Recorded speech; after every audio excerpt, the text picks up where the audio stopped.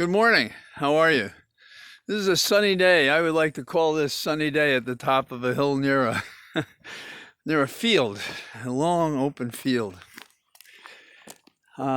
Nature feels better today because it's doing less work to ease the angst of the orange menace in the West Wing.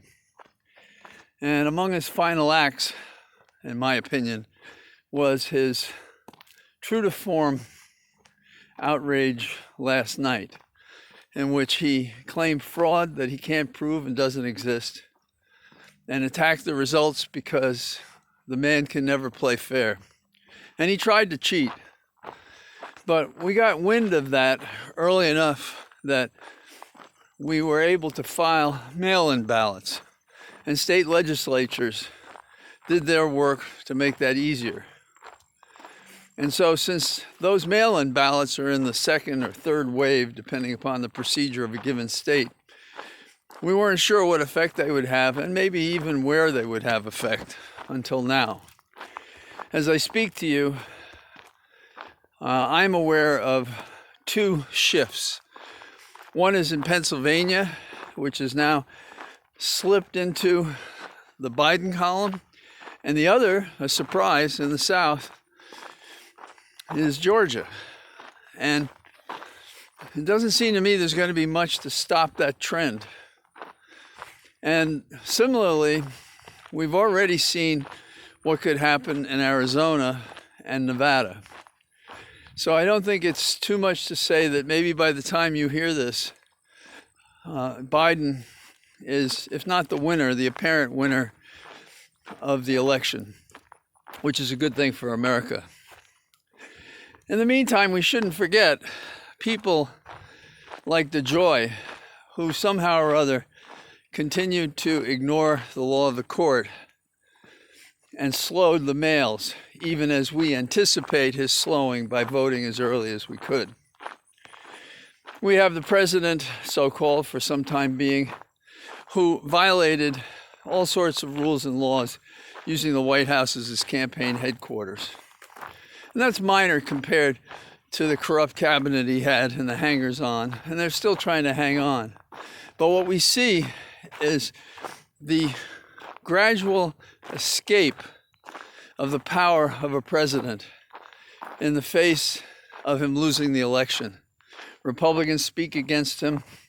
His interruption of the airwaves last night to lie to the country and to the world was cut off by MSNBC for sure. And that's why I'm proud to have had the opportunity to be invited to appear there, that they would decide not to let the president use the airwaves to mislead the nation and the world about an election, which has been done under great stress and with great care.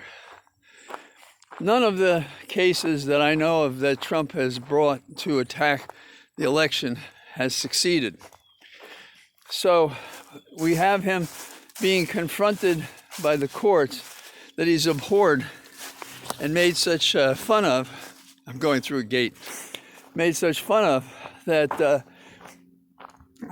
now he's going to be brought down by his own fraudulent, frivolous litigation with a collection of people that I'm not sure could pass a first-year legal method case in law school, including Rudy Giuliani, whom I once thought would be a towering legal mind as he got older. Politics ruined him, and it can ruin anybody. Biden has shown himself almost to be like the understated Roman senator. Now, that may sound like a lot, but the decorum he's maintained and the reassurance by how he's conducted himself in his campaign are what the nation needs. And it looks like that's what we're going to get. We should keep in mind that this is not over. That is to say, even when the numbers are in and it's clear that Biden is our president, we're going to have some hard days ahead.